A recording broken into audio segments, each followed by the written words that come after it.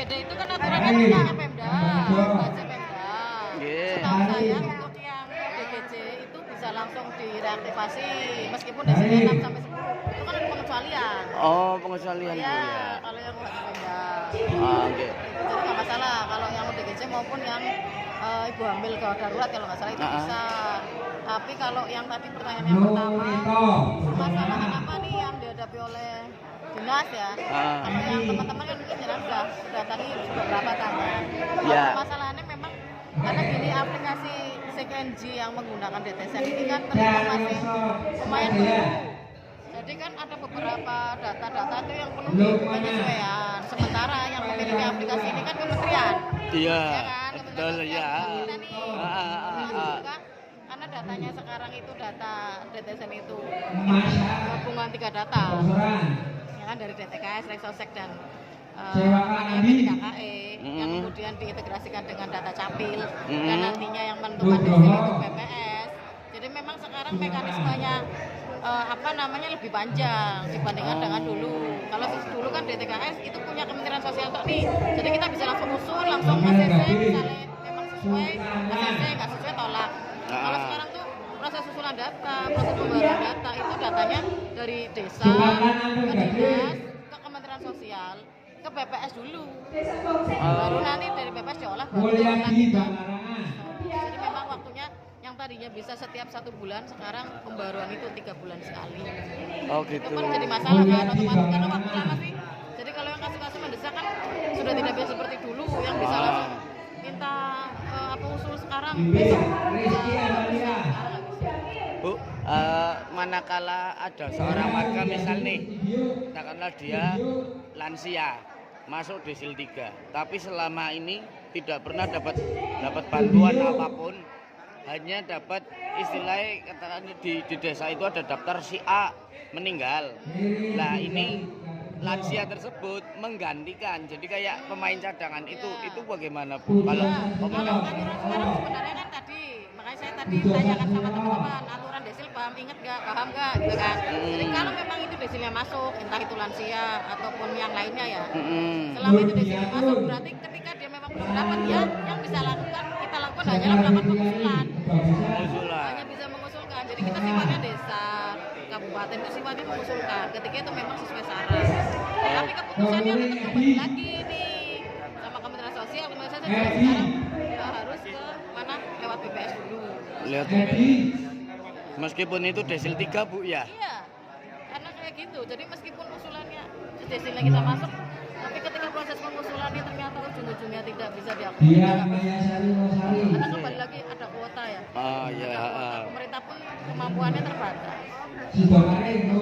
Berarti antara dinas sosial dengan BPS dan catatan sipil kolaborasi Bu ya? Iya harusnya seperti itu karena kan tadi datanya sekarang menggunakan DTSN yang tadi paling penting juga masalah kependudukan dan catatan sipil. Kalau datanya dia misalnya NIK belum tervalidasi, Kemendagri Capil ya nggak bisa juga.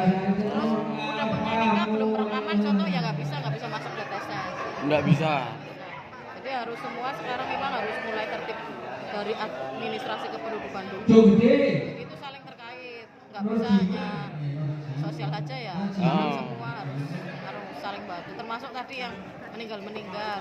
Jadi kalau tidak ada akte kematian, ya datanya masih hidup. Makanya pada saat awal perubahan sistem ini kan banyak yang meninggal tapi masih dapat Nah karena itu. dia nggak punya akte. Itu. Sementara kan jadi data di Kemendagrinya masih muncul. Itu makanya kan harus PR bareng-bareng sama dengan desa, dengan Capil, dengan kita, dengan dinas-dinasnya. Berarti semua unsur yang ada di desa harus terjun langsung Bu ya. Iya. Dengan kata lain kayak Karang Taruna juga harus kooperatif itu Bu ya. Bisa. Peran masyarakat ya di bawah itu ya memang harusnya untuk urusan sosial itu nggak cuma tanggung jawab pemerintah saja. Di desa kan banyak relawan, lain-lain. Nah itu makanya saling membantu dan tadi sebenarnya keluhan masyarakat terkait dengan DTSN terutama itu bisa bisa diselesaikan di desa.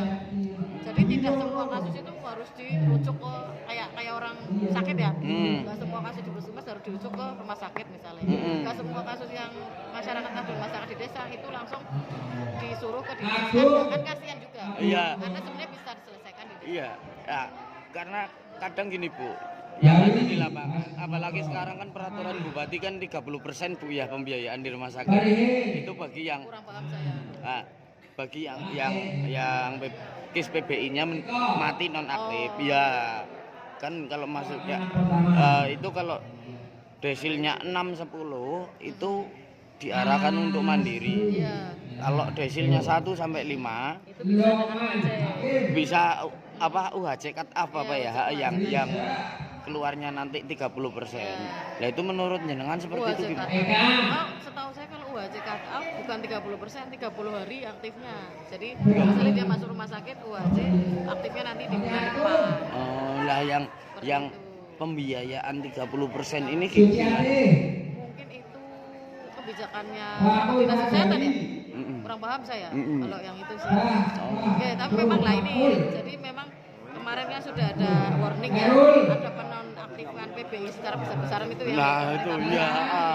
Karena memang desilnya 6 sampai 10. Karena desilnya tinggi. Jadi tidak bisa masuk kriteria menerima bantuan. Ya. Dan desil 6 sampai 10 itu saat ini sedang dilakukan verifikasi lapangan oleh para pendamping PKH. Ya, apakah benar-benar orang kaya atau mungkin datanya yang salah kan seperti itu. Nah ini sedang dilakukan validasi sampai dengan tanggal 30 April nanti kita lihat hasilnya seperti apa. Tapi memang semakin kesini data kan terus diperbaiki ya. Pemerintah pusat juga berusaha mengurangi error-error lah, meskipun tetap masih ada error karena tadi data belum sempurna banget. Masih ditemukan kan tadi contohnya tadi ada data orang mana masuk di mana. Masih ada hal-hal seperti itu lah. Ini ya PR yang memiliki aplikasi ini. Kita kan ini hanya pengguna saja. Oke, matur suwun Ibu.